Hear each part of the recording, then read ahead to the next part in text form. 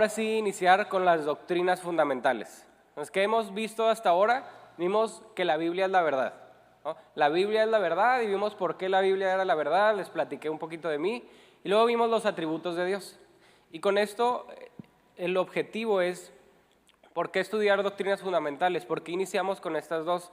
Porque estamos construyendo los cimientos. Imagínense que estamos construyendo una casa. Y la Biblia lo dice en Mateo 7, dice, cualquiera que oye estas palabras mías y las pone en práctica, será semejante a un hombre sabio que edificó su casa sobre la roca. Cae la lluvia, vienen los torrentes, soplan los vientos, azotan aquella casa, pero la casa no cae porque fue fundamentada sobre la roca. Entonces, lo que estamos buscando hacer el día de hoy es empezar a construir una casa sobre cimientos profundos. Entonces iniciamos con la Biblia es la verdad, para decir, bueno, ¿por qué le vamos a hacer caso a la Biblia? Todo lo que vamos a hablar ahora tiene que salir de la palabra de Dios. Y estudiamos los atributos de Dios porque es de lo que habla la palabra. Dios se quiere comunicar con nosotros, quiere ser conocido, quiere ser amado. Y empezamos con estas dos cosas porque la doctrina no es nuestro objeto de adoración. La doctrina y la enseñanza y lo que podamos organizar y ponerle definiciones a las cosas no es el objetivo. El objetivo es conocer a Dios. El objetivo es construir una casa sobre un fundamento correcto, sobre la roca que es Cristo y no sobre algo humano, no sobre un pensamiento humano o una idea filosófica que podemos sacar de cualquier lado, ¿ok? Entonces no vamos a estudiar las doctrinas solo por tener una bonita definición de cada una. Lo hacemos para poder entender las profundidades de lo que Dios está revelando. Y al hacerlo, poder conocerlo más a Él, enamorarnos más de Él y entonces poder vivir una vida conforme a su carácter, a su imagen y semejanza. ¿Ok? Entonces, estas doctrinas que vamos a ver tienen que ver con este fundamento y el fundamento de la iglesia. En Efesios 2:20 dice, están edificados sobre el fundamento de los apóstoles y profetas, siendo Cristo Jesús mismo la piedra angular, en quien todo el edificio bien ajustado va creciendo para ser un templo santo del Señor. Entonces, lo que estamos haciendo aquí es tomar las doctrinas fundamentales. Las doctrinas fundamentales no es una enseñanza básica, no es simplemente, es algo sencillo y pues le tengo que dar check, no, realmente no es eso. Es como construir literalmente una casa. No soy arquitecto ni ingeniero civil, entonces me puedo equivocar y busqué unas imágenes en Google, ¿ok? Entonces si hay algún arquitecto o ingeniero, perdóneme, algún día me pueden ayudar a rehacer esta imagen, pero si me ponen la imagen de los cimientos, el objetivo es que si vamos a construir una casa, lo primero que tenemos que hacer es poner los cimientos. El fundamento sabemos que es Cristo, pero aparte del fundamento, pues ¿cuál es el mensaje de Cristo? ¿Qué es lo que realmente creemos? ¿Cuál es el fundamento que va a permitir que se sostenga todo lo que vamos a hacer? La Biblia habla, y lo vamos a tocar en una de las doctrinas fundamentales ya hacia el final, de un juicio en el que todas nuestras obras, lo vamos a ver en juicio eterno, quédense hasta ese capítulo, pero bueno, hay un juicio en el que todas nuestras obras que ya fueron edificadas sobre el fundamento que es Cristo van a ser pasadas como por fuego.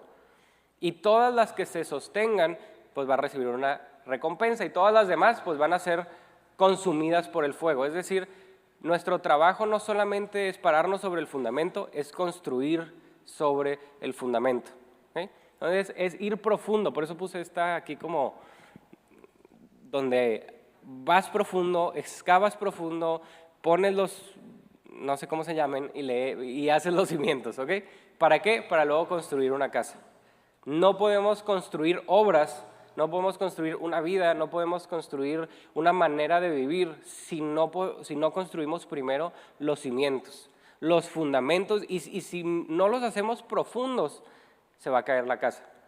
Tenemos que entender, si Cristo es la piedra angular, si Cristo es el fundamento, Él también es el arquitecto, Él también es el ingeniero y Él nos quiere decir cómo construir la casa. ¿Está bien?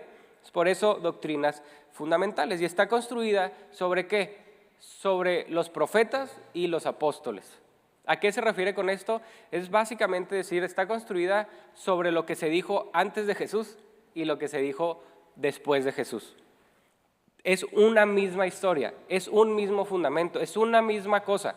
No se divide la Biblia en dos, aunque nosotros los dividimos en dos, es meramente por el tema histórico y por el hecho de que Jesús vino. Pero todo el Antiguo Testamento es el fundamento del Nuevo Testamento. Y de hecho podríamos quitarle el nombre de Antiguo y Nuevo, para decir simplemente es un mensaje. Es una misma cosa, y aunque pasaron 400 años entre el último escrito y la venida de Jesús, es una misma historia. Como lo vimos en la clase de la Biblia es la verdad, hacen referencias cruzadas unos a otros como nunca. Jesús cumplió más de 300 de las profecías del Antiguo Testamento. Entonces, cada una de las cosas que vamos a estudiar se encuentran tanto en el Antiguo Testamento como en el Nuevo Testamento. ¿Y dónde las encontramos? En Hebreos 6. Hebreos 6, del 1 al 2. El autor dice, así que dejemos de repasar una y otra vez las enseñanzas elementales acerca de Cristo. Por lo contrario, sigamos adelante hasta llegar a ser maduros en nuestro entendimiento. No puede ser que tengamos que comenzar de nuevo con los importantes cimientos acerca de el arrepentimiento de malas acciones, de tener fe en Dios.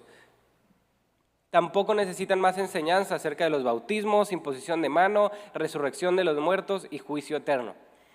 Ahora ustedes van a decir, ¿por qué estás leyendo un versículo que dice que no necesito más enseñanza de esto? Y luego lo vamos a aprender. Porque el autor de Hebreos no se refiere a que no deben de estudiar esto. Le está diciendo, ustedes ya lo conocen. A ustedes ya se les enseñó. No estoy en contra de que lo aprendan y que profundicen en ello, es que no han madurado, no han construido sobre los cimientos. Echaron los cimientos y los abandonaron ahí. Y luego quieren volver a decir, oye, ¿cómo era lo de los cimientos? No, ya los echaste. Ya no te tengo que volver a decir arrepentimiento, ya no te tengo que enseñar de fe en Dios, ya no te tengo que enseñar de los bautizos. Ahora tienes que construir una vida sobre esos cimientos. El objetivo de estudiar esta clase no es repasarla una y otra vez. Es que ustedes puedan entenderla y profundizar de tal manera que toda su vida se adecue a estos cimientos. Que todo lo que construyan a partir del día de hoy es sobre esta realidad y no sobre una realidad de realmente que creemos. Ahora, son tan fundamentales que estas doctrinas que vamos a estudiar, todo creyente las tiene que creer. Si tú le cambias a esto, ya le cambiaste el evangelio. ¿Okay? Si tú dices, bueno, ¿cómo sé si es cristiano o no? ¿Cómo sé si realmente sigue la Biblia o no? Estas doctrinas que vamos a estar estudiando es la base. Si hay algo que no creemos sobre esto, entonces probablemente no estamos creyendo lo que Jesús enseñó. No estamos creyendo lo que Moisés enseñó, lo que Abraham enseñó, lo que Dios expresó a través de su palabra. Así que las estudiamos para poder pararnos firmes. No solo sabiendo que la Biblia es la verdad, sino sabiendo qué es lo que creemos y quién es Dios. ¿Está bien? Entonces son fundamentos para madurar. Y maduramos al edificar una casa sobre este fundamento. Es accionar. Sí, la Biblia sí habla de obras, ¿ok? No eres salvo por obras, pero una vez que tienes fe en Dios, lo vamos a ver, produce algo. Y tiene que producir acciones. Santiago dice, muéstrame tus obras para ver tu fe. ¿Cuáles son las doctrinas fundamentales? Hoy vamos a ver una, pero las doctrinas fundamentales son arrepentimiento de obras muertas o malas acciones, y hoy vamos a definir muy bien qué significa esto. Fe en Dios, doctrina de bautismos, imposición de manos, la resurrección de los muertos y el juicio eterno. Cuando predicamos y estudiamos la Biblia y estudiamos a Dios y conocemos a Dios, todo esto tiene que estar incluido. ¿Okay? Si tú tomas esto y le quitas el juicio eterno, se convierte en una herejía. Y hay iglesias en Estados Unidos, hay todo un documental, si quieren véanlo, pero les va a dar miedo, se llama Come Sunday, está en Netflix, ¿ok? Nomás asegúrense de entender los fundamentos antes de verlo. No, es que es un pastor que se vuelve muy famoso, tiene una iglesia muy grande, Y eventualmente él, les voy a arruinar la película ahora, él hace algo con su tío está en la cárcel y no le quiere ayudar, le dice, ¿sabes qué? Tienes que aprender de tus errores, y el tío se suicida en la cárcel. Entonces él va a su casa y siente tanto remordimiento que dice que Dios le habló, que no existía el juicio, que no existía el infierno, y entonces empieza a predicar eso, y la iglesia hoy es una cosa que no es iglesia, ¿no? O sea, ya tomó un rumbo completamente alejado de Dios, y eso es solo quitándole una cosa.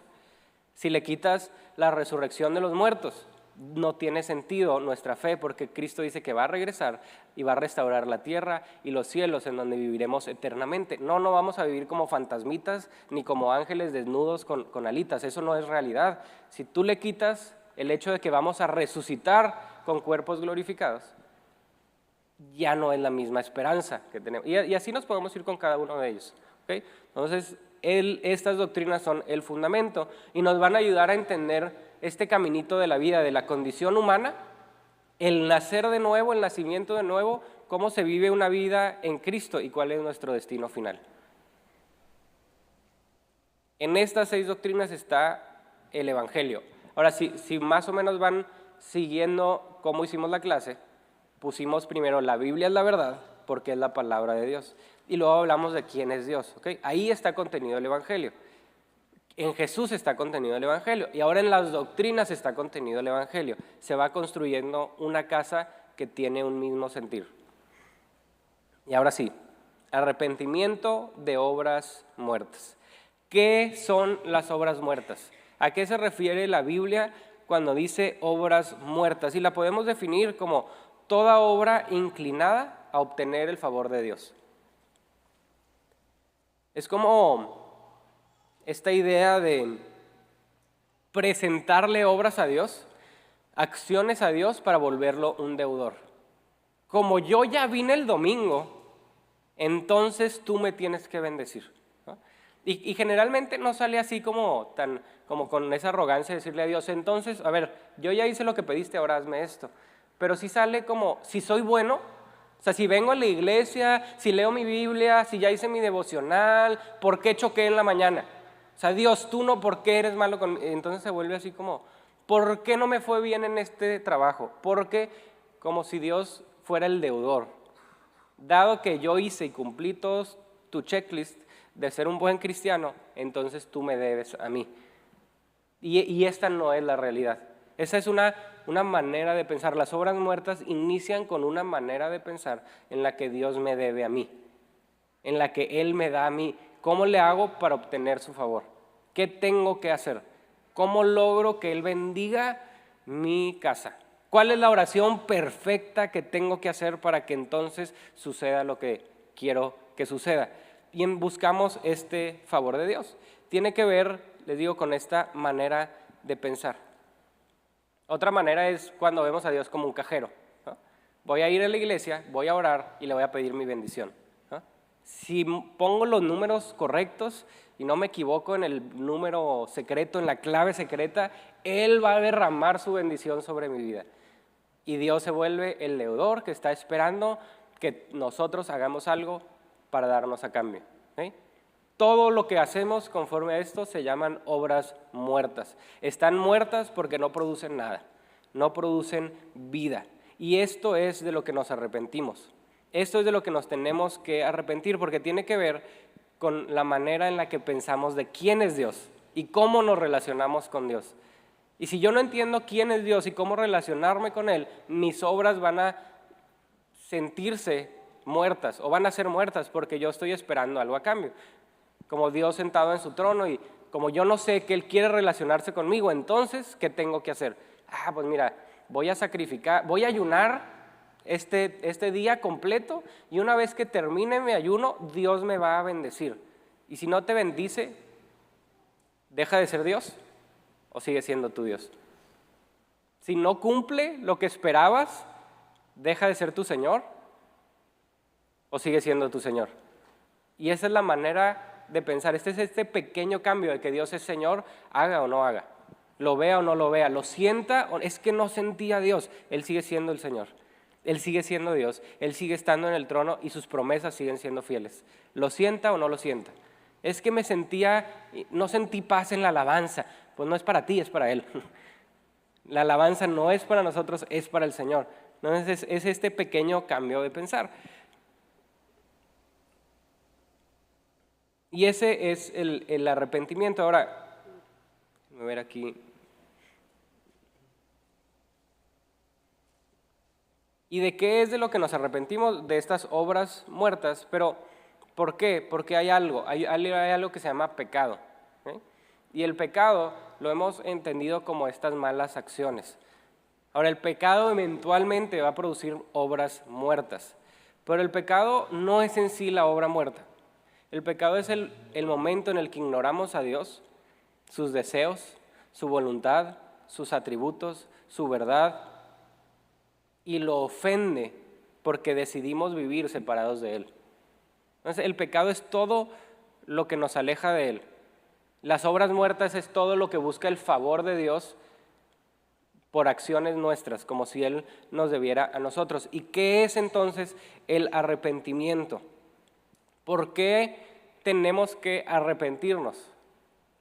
Isaías 55 lo dice de una manera muy sencilla. Abandone el impío su camino y el hombre malvado sus pensamientos y vuélvase al Señor, quien tendrá compasión de él. Regresen al Dios nuestro, que será amplio en perdonar. El arrepentimiento, como definición, es un cambio de camino.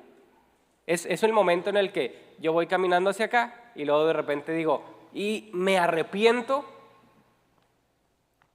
cambio mi camino y ahora camino para acá. Es así de sencillo. Religiosamente le hemos puesto un peso increíble a la palabra arrepentimiento y sentimos que es acá como, no sé, me tengo que hacer algo para poder sentir el arrepentimiento. No, es literalmente el momento en el que dices, voy caminando hacia acá y ahora tengo que cambiar mi camino y regresar hacia acá. ¿Por qué? Porque todos tenemos un camino. Todos vamos con un camino. Y aquí voy yo diciendo, yo soy bueno, ¿no? Yo no he matado a nadie, yo pues no, pues a veces sí leo mi Biblia. Imagínense que sigo caminando para allá, ¿ok? Voy a regresar, imagínense. Entonces vas caminando en la vida diciendo, no, pues yo no soy tan malo. O sea, me robé un chicle, pero no le robé al banco, ¿no?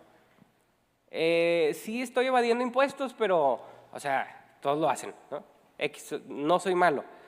¿Qué pasa cuando vamos a evangelizar y a la gente le decimos, eres un pecador, arrepiéntete? Si a mí me lo hubieras dicho, que sí me lo decían, yo les decía, no es cierto, yo soy bueno, yo no soy malo, no tengo nada de a qué arrepentirme. Y si Dios es bueno, Dios me ama y Dios me va a aceptar así como soy, Él no necesita que haga nada. Y yo, bueno, pues sí, chido, ¿no? Pero el problema es el camino que hemos escogido ignora a Dios, sus caminos, sus atributos y su verdad. Y Dios está allá. Y por más bueno que tú seas, si estás caminando hacia acá, eso constituye un pecado. Porque el pecado es la separación de Dios. Es el momento que decidimos alejarnos de Dios. No tiene que ver con cosas buenas y malas. De eso se trató el árbol del conocimiento del bien y del mal. Pero de eso no se trataba el plan de Dios. El pecado no es bueno o malo. Hice cosas buenas, hice cosas malas. Cuando pensamos así, estamos haciendo obras muertas. ¿Por qué? Porque quiero hacer lo bueno. ¿Para qué? Para ganar el favor de Dios. No se trata de eso. El objetivo de arrepentirnos, es decir, es darnos cuenta, voy caminando lejos de Dios, me doy cuenta que Dios está del otro camino y digo, ya sé, me voy a acercar a Él, ¿no? Y ahorita van a ver cómo sucede esto. Porque ser bueno no es suficiente. No conocemos al Señor y por eso vamos en un camino. Y nuestro pensamiento aislado de Dios es lo que constituye el pecado. Entonces el arrepentimiento entonces es un cambio de dirección, pero no solamente es la dirección, es la manera en la que pensamos. No nada más es la acción de cambiar tu vida, sino también la manera en la que pensamos. El ejemplo es, digamos que tienes una adicción, ¿no? Tienes una adicción a las drogas y un arrepentimiento sería dejo las drogas. Pero eso no lleva a un cambio en la manera de pensar. Tal vez sí de manera humana. pero no se trata de manera humana. El cambio en la manera de pensar tiene que ver en la relación con Dios, en el objetivo de decir mis caminos no son buenos ni suficientes, necesito los caminos de Dios y necesito regresar a Él. No se trata de bien y mal, se trata de una profunda relación con el Creador. Nadie que no quiera estar en el cielo, nadie que no quiera estar en la eternidad con Dios va a estar ahí. La pregunta es si tú quieres estar ahí. ¿Cómo sabes que quieres estar ahí? Porque la eternidad se va a tratar del Creador, se va a tratar de Dios, se va a tratar de Jesús. Y si queremos estar con Él, ¿por qué no iniciar hoy? Y si quieres iniciar hoy, lo único que te cuesta es decir, voy a cambiar mi camino, aceptando que sus caminos son mejores que los míos. Es así de simple, es bien sencillo. Y cuando lo haces, eso produce algunas cosas que vamos a ver hoy. El objetivo no es hacer lo bueno, hacer lo malo. Cambio mi religión porque pues antes era musulmán y ahora bueno, voy a ser cristiano porque creo que los cristianos son los que entendieron la fórmula perfecta para llegar al cielo. Mi pensamiento nunca cambió, aunque mi camino sí, sigue siendo mío. Pero cuando cambias la manera de pensar, te encuentras con Dios, lo ves a Él y dices, lo único que quiero es acercarme a ti, heme aquí, dime qué hago. ¿Tengo que hacer algo? No tengo que... Y María solo se sienta a los pies de Jesús. Dice, si solo es eso haré. Pero si tengo que hacer otra cosa haré. ¿Qué es lo que tengo que hacer para estar cerca de ti? ¿Y cómo llegamos al arrepentimiento?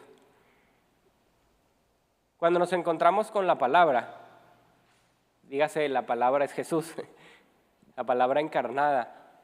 Cuando escuchamos la Biblia, la predicación de la Biblia, cuando leemos la Biblia, cuando nos dedicamos a conocer quién es Jesús, el Espíritu Santo trae una convicción, nos empieza a convencer de que sus caminos son mejores que los nuestros, de que mi camino lleva a alejarme de Dios cada vez más y de que Él está ofendido, está entristecido y que lo único que quiere hacer es que tú regreses.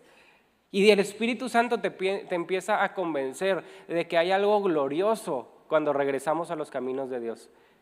Y en ese momento nos damos cuenta de nuestra condición humana. ¿Cuál es nuestra condición humana al final de todas las cosas? No es que si somos buenos o malos, es que estamos alejados de Dios. Todos nos hemos alejado de Dios, pues todos nos hemos alejado de Dios. Es otra manera de decir, pues cuanto todos hemos pecado, pues cuanto todos nos hemos alejado de Dios, todos necesitamos volver a Él. Y cuando volvemos a Él, cuando nos damos cuenta de esto, nos damos cuenta de nuestra condición humana y lo volteamos a ver a Él y vemos la condición divina de Él, sus atributos, su perfección, su eternidad, su gracia, su amor, y lo volteamos a ver a Él, Él nos lleva al arrepentimiento y nos dice, déjame te tomo de la mano y te digo por cuál es el camino correcto, es este. Y el camino correcto es acercarse a Dios. Entonces somos llevados al arrepentimiento. Ahora, hablando de fundamentos, siempre me gusta ir a la primera vez que se menciona algo, o a la primera vez que vemos algo, el primer ejemplo de el arrepentimiento de obras muertas, y es Adán y Eva, es Génesis 3. Se van a dar cuenta que casi todo, si no es que absolutamente todos los fundamentos, los vas a encontrar en Génesis.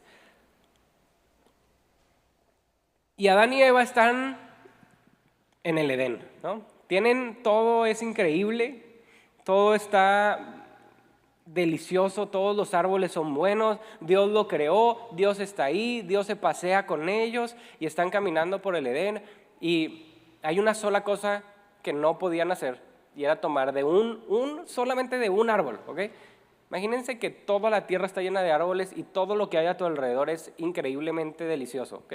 Pero te dicen, nada más no toques el botón rojo, ¿no? Como a los niños, nomás no vayas a meter el dedo en el enchufe, Eva, ¿no? Híjole, así somos. Y entonces Adán y Eva van y toman del fruto de este árbol. Pero el pecado en sí, otra vez, no fue tomar el fruto del árbol. Fue ignorar a Dios, sus deseos, sus atributos y su verdad, alejándose de Él. Porque ¿cuáles eran sus deseos? Todo esto es tuyo, excepto ese árbol. Mi deseo es que nunca tomes ese árbol. Mi voluntad es que nunca tomes de ese árbol. Mis atributos se van a exhibir perfectamente aquí, excepto si tú tomas de este árbol. ¿Por qué? Porque te vas a alejar y te vas a morir. ¿Y qué es lo que hace Adán y Eva? Van y agarran del fruto, ¿no? Y se lo comen. Pero no fue el pecado agarrar el fruto y morder la fruta. Sí, esa fue la expresión, fue la obra que cometieron que eventualmente los llevó a alejarse de Dios. Pero es el hecho de haber ignorado a Dios lo que ofende a Dios. Es el hecho de alejarte de Dios lo que ofende a Dios. Y desde entonces el clamor de Dios ha sido: vuelvan a mí. Dejen sus caminos y vuelvan a mí. Dejen sus pensamientos y regresen a los míos. Dejen sus planes y vuelvan a mis planes, porque Él es Dios. Él los diseñó. Él sabe lo que es bueno para ti.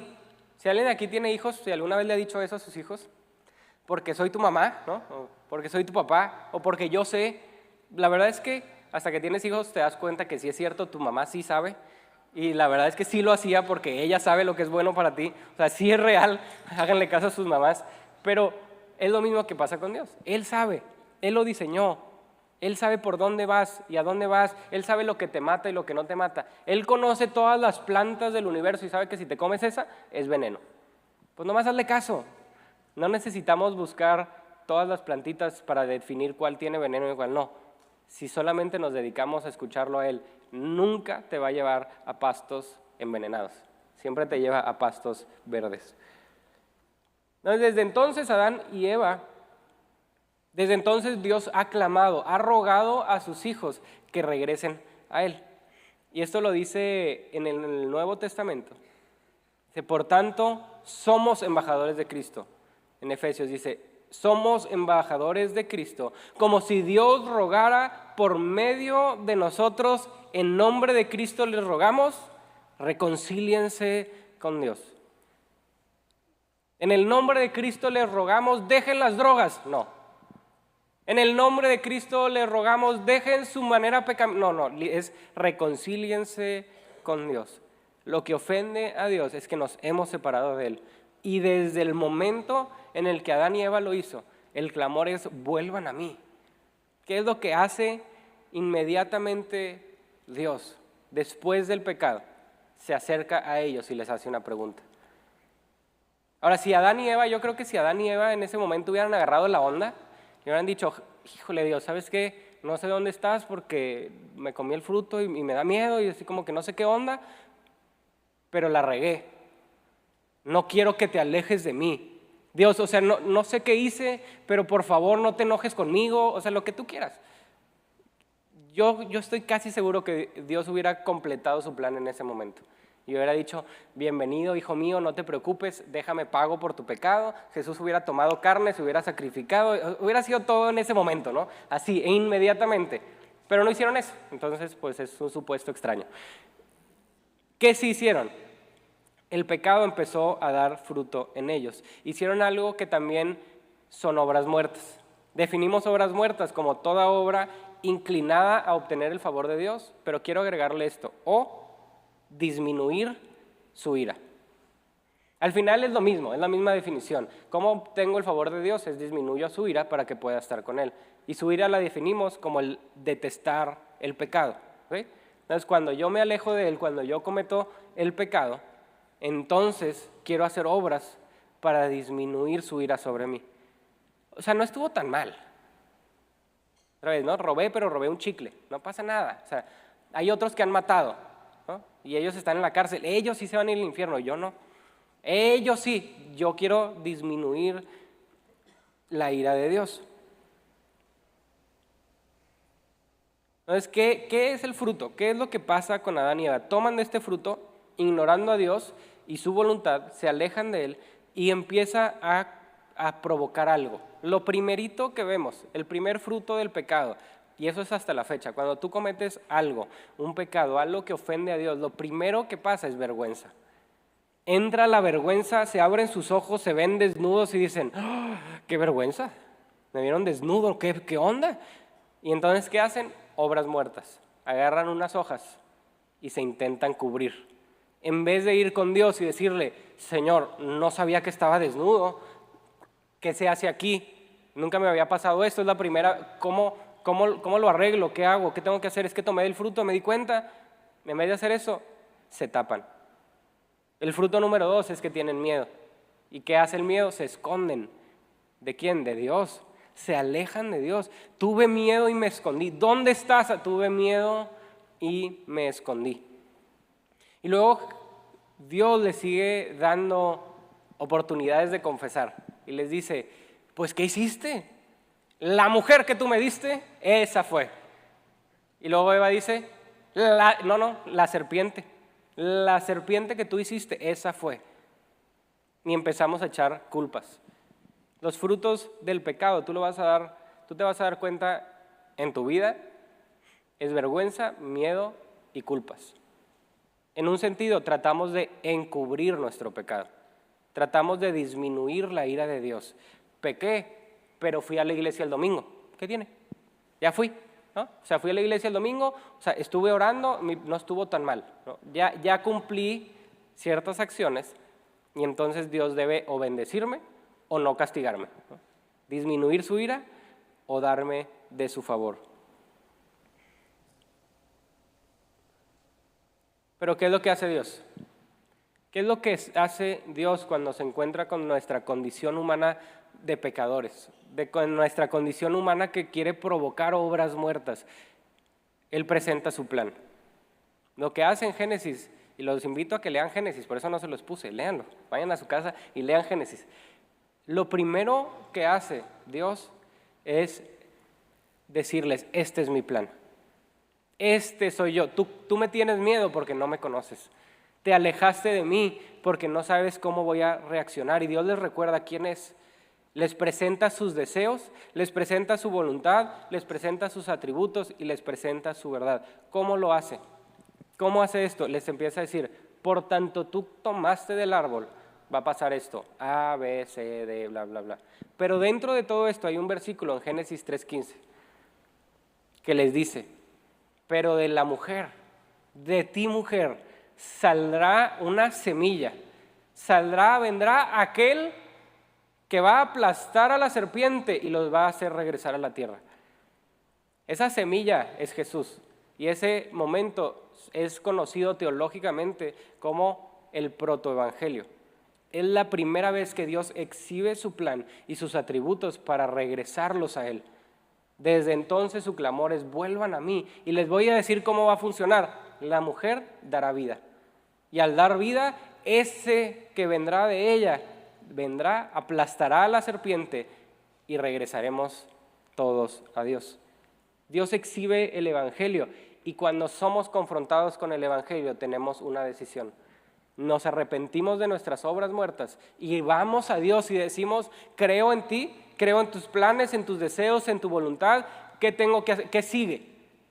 O le decimos, está bien Señor, qué padre, pero yo sigo en mi camino. Cuando nos arrepentimos, vamos a hacer lo que hizo Adán. En el momento en el que Adán escucha el evangelio y escucha esta realidad, voltea con la mujer y le dice, ahora tú no serás llamada varona, serás llamada Eva, porque de ti vendrá la vida. Lo que hace Adán es que muestra, exhibe una fe en Dios, exhibe el hecho de decir, tus planes son hermosos. Yo me cubrí con hojitas, yo me escondí y tú estás diciendo que vas a mandar a alguien, que va a venir a alguien y tienes un plan para regresar a mí. Dios nos cubre no con hojas, no con más obras muertas, sino después de esto, después de que Adán le cambie el nombre a su esposa, Dios hace el primer sacrificio. Toma un animal, lo sacrifica y con sus pieles cubre a Adán y a Eva. Él no nos va a cubrir con hojitas que cubren parcialmente nuestro pecado. Él nos cubre con pieles de animales, con el primer sacrificio que satisfajo la consecuencia del pecado, que era la muerte. Pero solo apuntaba a una cosa, a Jesús, a la semilla que viene de la mujer, que un día iba a sacrificarse por cada uno de nosotros, derramando su sangre y cubriéndonos a nosotros con su cuerpo. Por lo tanto, nos vestimos de la naturaleza de Cristo. Cuando nos encontramos con Dios, aún en nuestro pecado, y conocemos sus planes, dejamos nuestras obras muertas para que Él nos cubra, para que Él sea el que nos dé vida. ¿Y quién es? Solamente es Jesús. Nos podemos arrepentir de nuestras obras muertas. ¿Por qué? Porque Él ha provisto cómo cubrirnos con su Hijo. Él ha provisto la manera de volver a Dios. Tú y yo no tenemos que buscar una manera de regresar a Dios. ¿Por qué? Porque Él ya la hizo. De la misma manera que en un árbol entró el pecado, ahora es por un hombre que fue clavado en un árbol que podemos regresar y volver a Dios. ¿Cómo lo podemos ver en el Nuevo Testamento? En Hechos 2. ¿Vamos bien hasta ahí? ¿Todos bien? ¿Sí? Okay. Todo eso está en sus notas, entonces va a servir. Lean Génesis. De verdad, si algo pueden hacer durante lo que falta de las siguientes sesiones, lean Génesis. Si leen todo Génesis, me doy por servido. Aunque les vaya mal en el examen, ustedes me ponen leí Génesis y pasan, ¿ok? Sí soy barco, o sea, sí soy así, maestro. Maestro, saqué 60. Sí, pásale. No es cierto, no es cierto.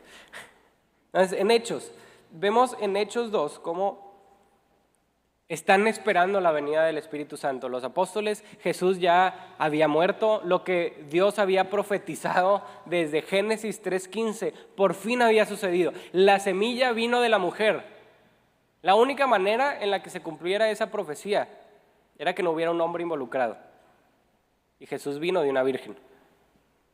Nace esta semilla de una mujer. Y cuando nace, camina y exhibe los atributos de Dios, los planes de Dios, hace milagros, trae una evidencia de que es Él. Y luego muere en un madero y a los 3 días resucita.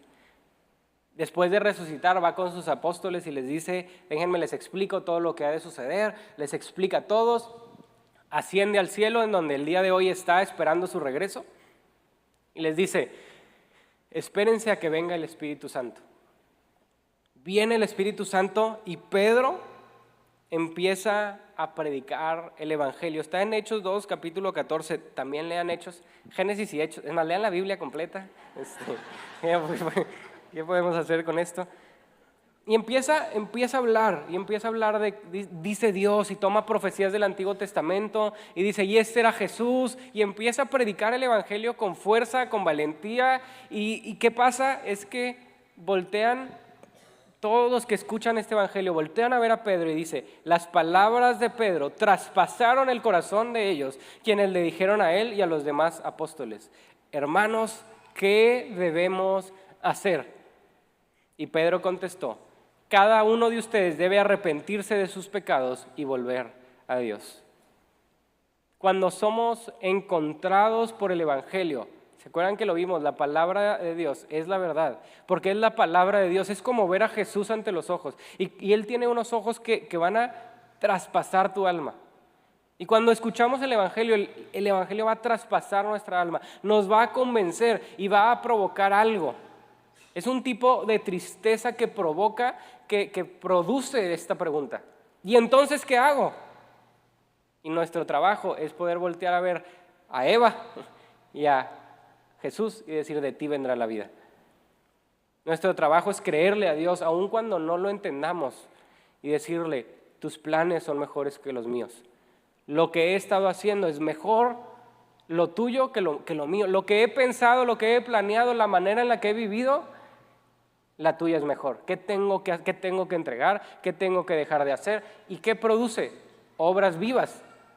No son obras muertas, no es ¿qué tengo que hacer para encontrar tu favor, Dios? No, el favor inmerecido es que Dios se dio por completo, por pura gracia, por pura misericordia, porque Él es eso. Él es sus atributos y en sus atributos se entrega. Y las obras vivas solamente son en respuesta del Evangelio. No para conseguir las buenas noticias, no para conseguir el favor de Dios, no para disminuir la ira de Dios, es cuando entendemos que Él ya nos dio su favor y que su ira fue consumida en la cruz, cuando fue entregada el cuerpo de Cristo y que recibió el golpe de la ira que tú y yo teníamos que recibir. Él lo recibió y al recibirlo nos tiene que provocar algo, tiene que dar un fruto y ese fruto se convierte sí en obras. No hay manera que si tú te has encontrado con Dios, tu vida no sea radicalmente cambiada. Y eso puede ser diario, no tiene que ser solo el día que te encontraste con Él. Pero lo que vas a hacer, las obras que vas a hacer, van a ser edificadas sobre Cristo. No es, entonces, como ya me di cuenta que estoy desnudo, voy a ir a buscar unas hojitas y me las voy a poner para cubrir mi pecado. ¿Por qué? Porque eso no hace lo que Dios quiere que hagas, que es volver a Dios.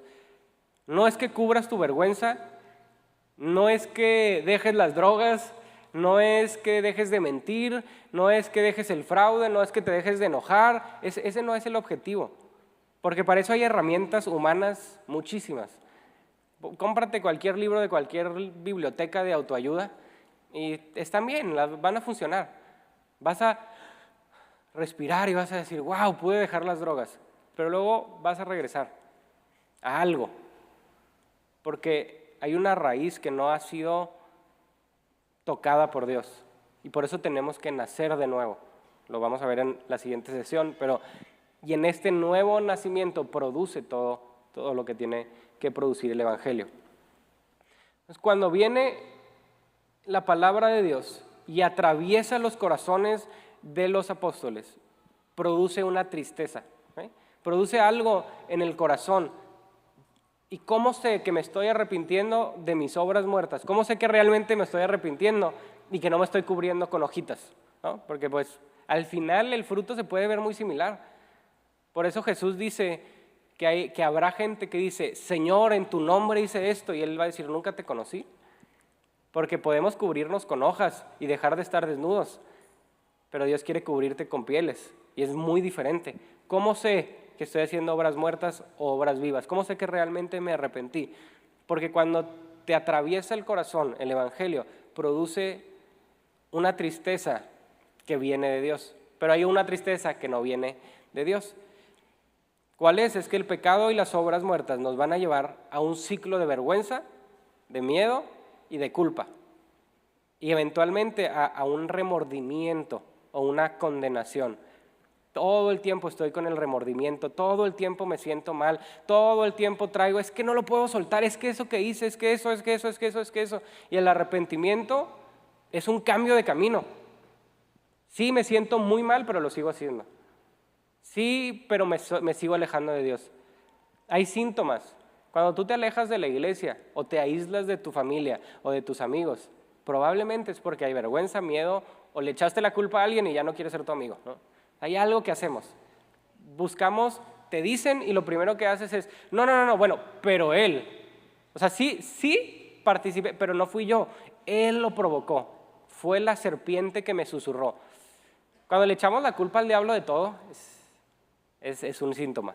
No, es que estoy teniendo una lucha espiritual muy intensa y por eso no fui a la iglesia. Chihuahua, es al revés, ¿no? Okay. Simplemente no quisiste, no fuiste. O sea, te aíslas porque no quieres ser confrontado con tu pecado. Porque no conocemos a Dios verdaderamente. Si tú conocieras a Dios verdaderamente, la vergüenza va a ser cubierta por Él. El miedo va a ser cubierto por Él. Por eso el miedo es lo contrario a la fe. No es la incredulidad, es el miedo. Él va a tomar la culpa y la va a echar al fondo del mar y se va a olvidar de ella. Y va a removerla por completo. Es Él el que se va a encargar de las cosas. ¿Sabes? Acabamos de sacar este programa de Porno Detox. Y esta es una de las cosas que hay un muy alto porcentaje de personas que es adicto o que ven pornografía. Muy alto, incluso dentro de las iglesias. Y la razón por la que la pornografía los tiene esclavizados es por vergüenza. Es porque no nos hemos atrevido a confesar el pecado. Pero cuando tú confiesas el pecado ante una autoridad, ante alguien que viene en el nombre de Dios, te va a cubrir no te va a avergonzar. Es que tengo miedo de que si le digo, va a haber consecuencias. Es que si le digo me van a bajar de la alabanza, me van a quitar de no sé qué. Si no lo dices y te cachan, probablemente sí. Pero si tú confiesas, lo que estás diciendo es, yo entiendo que mis caminos me están llevando a la muerte, necesito ayuda. Y la mentira del diablo es que te vamos a avergonzar, que te vamos a meter culpa o que te vamos a meter miedo. Hay varias personas que vienen conmigo y hablamos de ese tema. Y la primera vez vienen así como bien nerviosos y luego hablas con ellos y salen de que, órale, no fue tan difícil. No es tan difícil, ¿por qué? Porque entendemos la condición humana y entendemos que no somos nosotros, solo es Él, solo es Dios. Y cuando tú traes tu pecado a la luz se encarga de removerlo, de quitarlo, de arreglarlo, de redimirlo, de liberarte de esa esclavitud, de quitarte el remordimiento, de quitarte la condenación y de vestirte de Cristo, para que empieces a dar frutos del Evangelio. Pero entonces, ¿cuál es el arrepentimiento genuino? Dado que Dios busca cubrirnos con su gracia, para romper este ciclo de ¿qué? Vergüenza, miedo y culpa. Vergüenza, miedo y culpa. Si tú sientes vergüenza, miedo o culpa, ve con Dios y dile, Señor, no sé qué hice, tengo algún pecado que no entiendo, pero siento vergüenza, miedo, culpa, cúbreme. Revélalo, examíname. Hay un salmo hermoso que dice, examíname. Oh Dios, examíname para poder ver y poder volver a ti. Nuestro objetivo con el pecado no es tratar de esconderlo debajo de la alfombra, o tratar de que nadie lo sepa, o tratar de hacer todo lo posible por no volver a caer. Nuestro objetivo con el pecado es como si fuéramos un exterminador de ratas, ¿no? Tu casa está infestada de ratas y las ratas van a producir enfermedades. Si encuentras que hay ratas, las vas a ir a exterminar, ¿verdad? Nadie quiere vivir con ratas, espero. Haces lo posible para encontrar hasta la última rata, exterminar sus nidos, destruir todo lo que sea para que tu casa esté limpia. Y luego, si vuelve a entrar una rata, luego ya te sabes cómo hacerlo. Lo que nosotros hacemos con nuestro pecado es decir, bueno, la rata está en la pared, o sea, está ahí, pues no, la verdad es que no se ve, o sea, nunca la veo. O sea, sí vivo con ratas, pero la neta es que de repente le dejo nomás un snack afuera, para que viva allá afuera. Es más, ya le puse nombre, es mi mascota, ¿no? Ya somos familia, ¿ya para qué? Pues ya cómo la voy a matar. No es eso. Tú lo que quieres es, alguien dígame dónde están las ratas para matarlas, estoy harto. Me voy a enfermar, mi hija se va a enfermar, maten a las ratas, a las cucarachas, me tienen esclavizado en mi propia casa. Cuando tú confiesas tu pecado ante Dios o ante alguien, le estás diciendo, exterminador, extermina mi pecado. Mata a las ratas, quítalas de mi casa, límpialas porque quiero dejar de estar enfermo. ¿Y qué produce? Cuando viene el exterminador y arranca tu pecado, nos lleva a 2 Corintios 7, 8.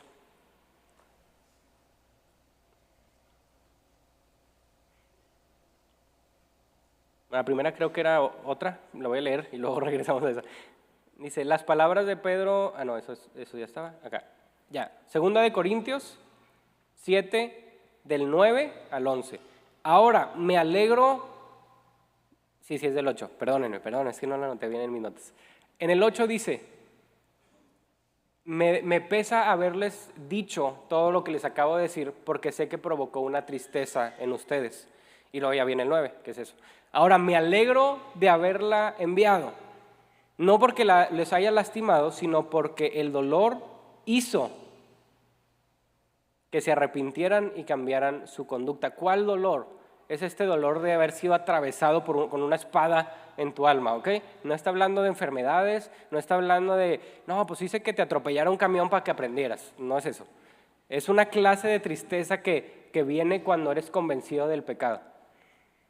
Dice, esa tristeza hizo que se arrepintieran y cambiaran su conducta. Fue la clase de tristeza que Dios quiere que su pueblo tenga. De modo que no les hicimos daño de ninguna manera. Pues la clase de tristeza que Dios desea que suframos, 1, nos aleja del pecado y trae como resultado salvación. Ya no hay que lamentarse por esa clase de tristeza. Es decir, no hay remordimiento. ¿Por qué? Porque produjo salvación, produjo vida. Pero la tristeza del mundo, a la cual le falta arrepentimiento, resulta en muerte espiritual. Tan solo miren lo que produjo en ustedes esta tristeza que proviene de Dios. Cuando tú te arrepientes, de verdad, cuando tú ves a Dios y dices, Señor, entiendo que mis planes no son los tuyos, entiendo que me he alejado de ti, va a producir lo siguiente. Tal fervor, es decir, entusiasmo, pasión por las cosas de Dios. Al encontrarte con Él y con sus planes vas a voltear y decir, ahora te llamarás Eva, ahora de ti vendrá la vida, ahora yo, hombre, daré mi vida por ti, mujer. ¿Por qué? Porque de ti viene la vida. Voy a hacer todo lo que tenga que hacer para protegerte. Hay un fervor en los planes de Dios. Yo voy a proteger a la iglesia. Yo voy a amar a la iglesia porque de ti vendrá la vida. Yo voy a buscar tu palabra porque de ti, aquí te voy a conocer. Hay un fervor, hay una pasión. Así como todos que se pusieron a ver el clásico ayer y metían gol y gritaban, ¿no? A menos que haya sido de Rayados, ¿no?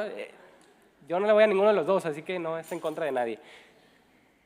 Es esta pasión que hace que te saltes y grites. A mí sí me gusta el fútbol americano. Y el domingo estaba viendo Steelers, que va muy mal, pero ganó. Y me emocioné. Y mi esposa decía, ay, qué padre que te emocionas, ¿no? Pero me emociona. Cuando te arrepientes hay una emoción. Hay un entusiasmo, hay una pasión que te hace saltar de tu silla, que te hace levantar las manos, que te hace cantar, que te hace dejar de ver la NFL aunque la quieres ver a tiempo porque estás escuchando la prédica. O sea, hay un fervor en donde todo lo demás es removido. Tal ansiedad por limpiar su nombre. Les rogamos, reconcíliense con Dios. Va a producir un ministerio que se llama reconciliación. De ahí en adelante tú quieres que todos conozcan al verdadero Dios y que se reconcilien con este Dios. Tal indignación, porque ahora el pecado y las obras muertas producen una respuesta que antes no provocaban. Ahora te sientes mal. Ahora tú ves el pecado y sabes que es pecado. A mí cuando me decían, eres un pecador y tienes que arrepentirte porque Dios, yo decía, no es cierto. Pero hoy veo mi vida de cómo era en ese entonces y digo, no, sí es cierto. Nomás no lo podía ver, porque todavía no había sido convencido por el Espíritu Santo. Tal preocupación, es cuando esta indignación se vuelve activa, la intención activa de buscar las cosas de Dios. Y se va juntando este tal deseo de verme. Es un enamoramiento con la iglesia, con el cuerpo de Cristo. Querían ver a este Pablo con todos sus... ¿Dónde estás? Quiero verte. Es esta realidad fraternal que produce. Produce una familia, produce una amistad profunda, produce que quieras servir en la iglesia voluntariamente aunque te tienes que levantar más temprano y te tienes que ir más tarde. Tal celo, un celo como el celo de Dios, es una disposición de solo Cristo. Una lealtad y fidelidad a quién es Él. ¿Qué es lo que Él quiere? ¿Cómo te puedo conocer más? Señor, Rey mío, ¿cómo puedo agradarte? Ya ni siquiera es porque me vas a bendecir, es porque te amo. Es un celo que va a remover todo lo que no viene de Dios. Es decir, si esto me impide conocerte, quítamelo. O lo quito yo, ¿dónde está la rata? Y vas y les terminas. Tal disposición para castigar lo malo. Va a haber una sed de justicia. Cuando tú veas esta película de Sound of Freedom, cuando tú ves estas realidades de la prostitución infantil, va a provocar una sed de justicia. Algo tenemos que hacer.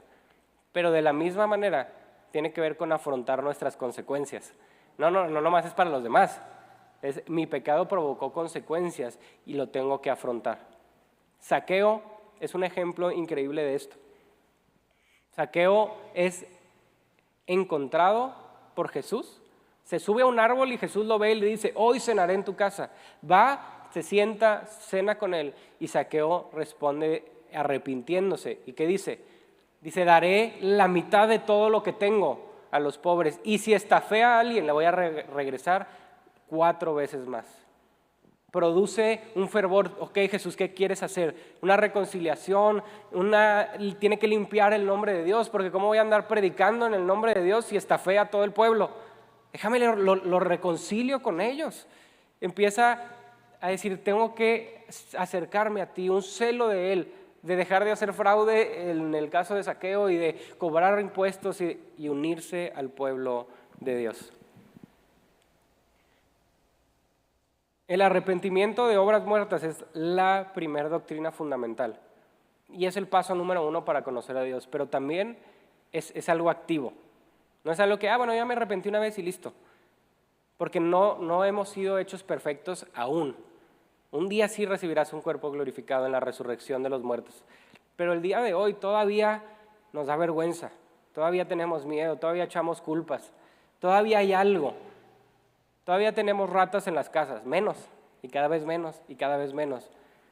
Pero el objetivo es exterminarlas. Y para eso quiero terminar con una pequeña oración en la que te quiero invitar a hacer. Simplemente en tus propias palabras dile, Señor, examíname, examina mis obras, y si hay alguna obra muerta, el día de hoy quiero entregártela a ti. Señor, te damos gracias por este tiempo, te damos gracias por tu palabra. Queremos pedirte que examines cada rincón de nuestra alma, examina nuestro corazón y nuestra mente. Y queremos pedirte, Señor, ven y renuévala, Señor. No porque venimos a la iglesia, no porque venimos a la clase, no porque leemos la Biblia, sino porque sabemos quién eres tú. Examina mi casa, examina mi mente, examina mi matrimonio, examina cada una de las cosas que hago en mi trabajo con mis hijos. Y muéstrame, Señor, en qué me estoy alejando de ti, qué es lo que te ofende. Y permíteme regresar a ti, Señor. Cúbreme, Señor, con el cuerpo de tu Hijo, con la sangre de tu Hijo amado, para poder vestirme conforme a su carácter, conforme a tu imagen y semejanza. Te damos tantas gracias en el nombre de Jesús. Amén.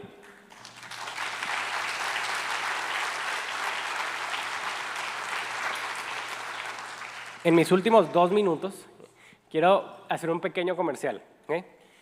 Si Dios está hablando a tu vida en esta hora de clase, en estas sesiones, y empieza a darte hambre, existe una herramienta que está disponible para todos que se llama Intensivo en línea.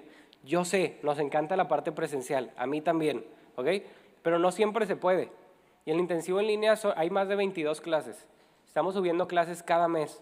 Vamos a empezar, queremos hacer clases en vivo. Hay mucho más que profundizar. Hay mucho más. Y esa herramienta la puedes usar donde quieras, cuando quieras, el que quiera. Y el costo es bien bajo. Cuesta $300 al mes, todo incluido. Todas las clases, todo lo nuevo que subamos, todo lo que hagamos está ahí. Ahora, quiero decirte, no lo hacemos por dinero. El objetivo nunca es y nunca será el dinero, por eso esta clase es gratis. Pero ¿por qué me atrevo a hacer el comercial? Porque si tú te inscribes al intensivo en línea, todos los ingresos que recibimos de ahí nos ayudan para cubrir becas del otro intensivo, para los jóvenes que están cursándolo. Nos ayudan para mejorar estas experiencias. Imagínense, si todos entran, el siguiente ciclo de intensivo dominical les damos libretas, no sé, hacemos algo padre, ¿no? No lo vamos a hacer nunca por dinero. Y el enfoque y lo principal siempre es la enseñanza. No es nada más. Incluso si tú dices, yo no tengo para los 300, pero quiero seguir aprendiendo, hablamos y hacemos algo, porque no es eso. Mi objetivo es enamorarlos de la palabra de Dios profundamente y que no se sacien con nada hasta que vean a Cristo regresar. Ese es el punto de todo.